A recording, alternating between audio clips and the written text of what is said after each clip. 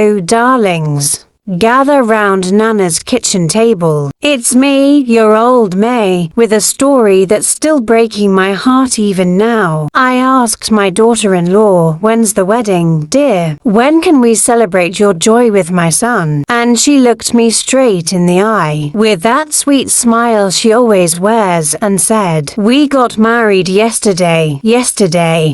Without me, without a word. My world shattered right there in the living room, like a teacup slipping from my hands. How could they? How could my own flesh and blood leave me in the dark? If you've ever felt that knife twist of betrayal from the ones you love most, this one's for you. Let's dive in, hand in hand. Welcome back to Nana Heart Stories, where we unwrap the raw threads of family life, the joys, the tears, the secrets that bind us or break us. I'm Nana May, your storyteller from a little house in Ohio, where the scent of apple pie still lingers in the air, even on the loneliest nights. Here, we share those hidden emotions, the ones we bury under smiles at family dinners. One new tale every day, narrated with all the wisdom my 68 years have given me. If this touches your soul, hit that like button and subscribe. Let's build this family together. And remember, in the comments below, share your own whispers.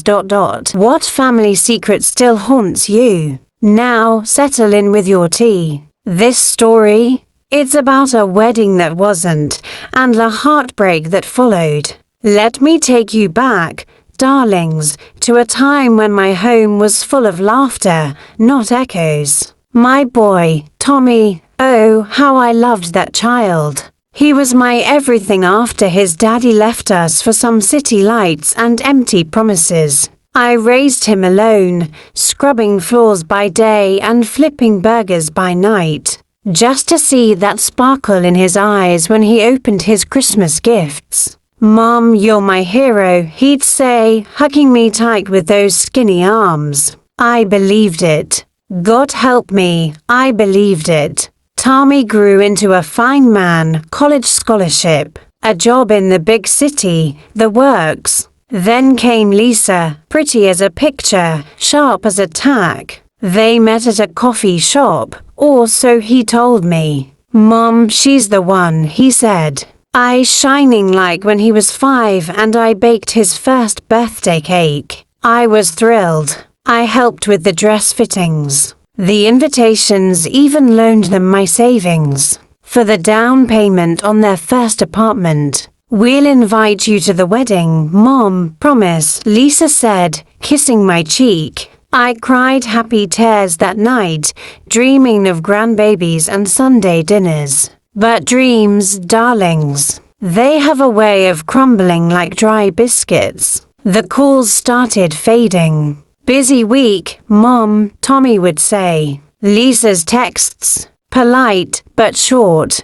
Months passed. No wedding date, no plans. I chalked it up to young love being busy. Then, one crisp fall afternoon, Tommy calls. "Mom, come over. We have news." My heart leapt. The wedding, finally. I drove to their apartment, arms full of fresh-baked cookies, humming an old hymn. They opened the door, beaming. Lisa in a simple white blouse, Tommy in his favorite shirt. "Sit down, Mom," he said, guiding me to the couch. I smiled, expecting rings and dates instead. Lisa held up her hand. A gold band sparkled on her finger. "Tommy's too. We got married yesterday," she said, voice light as air. "Courthouse. Quick and easy. The room spun, yesterday, without me. No flowers. No vows in a church. No, Mom, you're walking me down the aisle." I stared at the rings, cold and foreign on their fingers. "Why?" I whispered, voice cracking. Tommy shifted, avoiding my eyes. "It was spontaneous, Mom. We didn't want a fuss. Plus ... Money's tight." Lisa nodded, her smile not reaching her eyes. "We can celebrate later. Family dinner soon.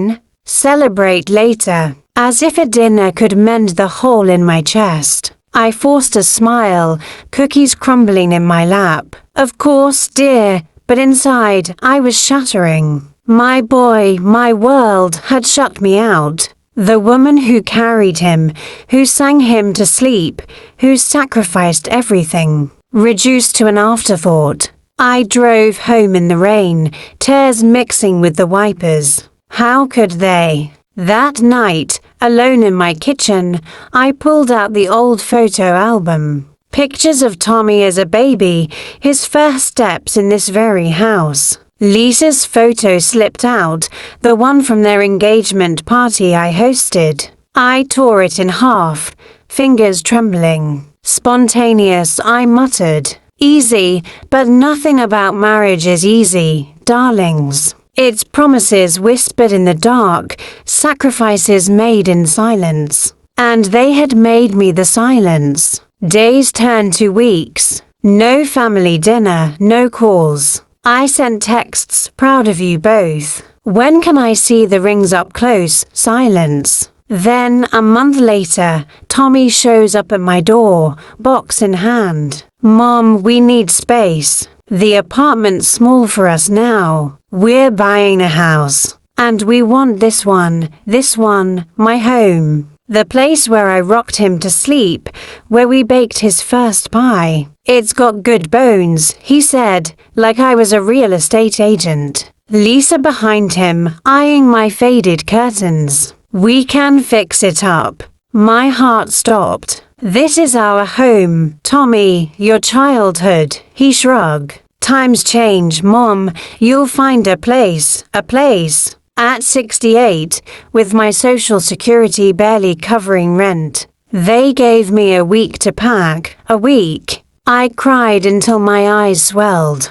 Packing boxes of memories, his baby shoes, my wedding dress. Lisa even took the old fridge, saying, "It's mine now, mine," as if I was already gone. I moved to a tiny studio, walls thin as paper, nights echoing with loneliness. Holidays came, Christmas without Tommy's laugh, Thanksgiving without Lisa's forced smiles. I'd call, but busy, Mom, my health faded, aches in my back. Nights I couldn't sleep, but I kept quiet, didn't want to be a burden. Then, one rainy Tuesday, a knock. A lawyer, briefcase in hand. Mrs. Harlan, about your will. I froze. I'd written it years ago, everything to Tommy. The house, savings, all. But after they kicked me out, in a moment of quiet hurt, I'd called my old friend at the firm. Changed it. Not spite, darlings, wisdom. The house.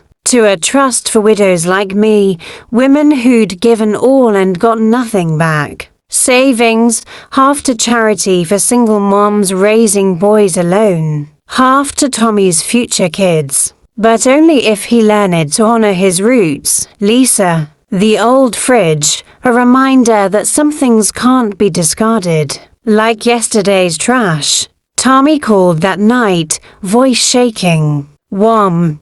What have you done? I smiled through tears. I taught you a lesson, son. Family isn't a house you take, it's a home you build, he sobbed. I didn't mean. I'm sorry. Come home. They came the next day, rings in hand, apologies spilling like rain. We talked for hours, raw, ugly truths. Not everything's fixed, but it's a start. Sometimes the sharpest knife cuts both ways, but it can carve a path to healing. Darlings, that's the story that still aches in my chest, a wedding stolen, a home reclaimed. If it stirred something in you, like it does me every time, like, subscribe, and ring that bell for more from Nana's heart. Share your own tale in the comments. What's the family secret that broke you? We're in this together. Until next time, hold your loved ones close. Love, Nana May.